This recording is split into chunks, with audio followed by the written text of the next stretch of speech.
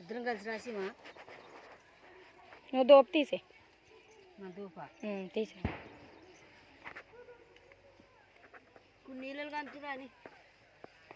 ఈవిడ మా ఇంట్లో పెద్దత్త అనమాట, ఈవిడ చిన్నత్త. ఇంకొక అత్తయ్యకి కొంచెం హెల్త్ బాగాలేదు, అక్కడ కూర్చున్నారు. మా అత్తకి కాలు బాగాలేదు అందుకని చెప్పి ఆవిడ ఇంటి దగ్గర ఉంది. మేమైతే ఈ రాయినే దేవుడి కింద కొలుచుకుంటాము. ఏం పేరు దేవుడి పేరు? పసరమారమ్మ తల్లి అంట. ఒక రాయిని చూసి ఇంకా రాయిలోనే దేవుడిని అనుకొని పూజ అయితే చేసుకుంటారు. ఇప్పుడు ఈ రాయికి పసుపు రాసి కుంకుమ బొట్లు పెట్టి తోటికోడలు ఇద్దరు చూసారు అలా పోటీ పడిపోతున్నారు దేవుడిని రెడీ చేయడానికి.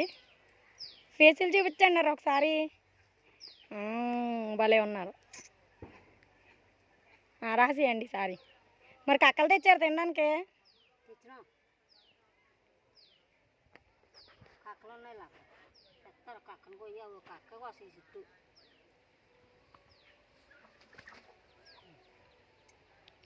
పసుపు ముద్ద అన్నమాట. ముద్ద చీరలు కట్టేస్తారు మరి. అదే అందుకే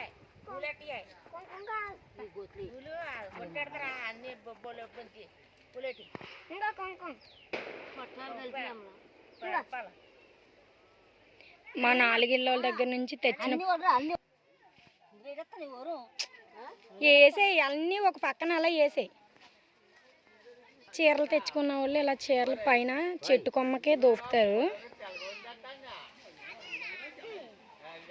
ఇప్పుడు ఒక ఆకు, ఆ ఆకులో మేము నాలుగిళ్ళలో తెచ్చినవి మైదా పిండిని పంచదార కలిపి అట్టయితే వేస్తారు, అదొకటి.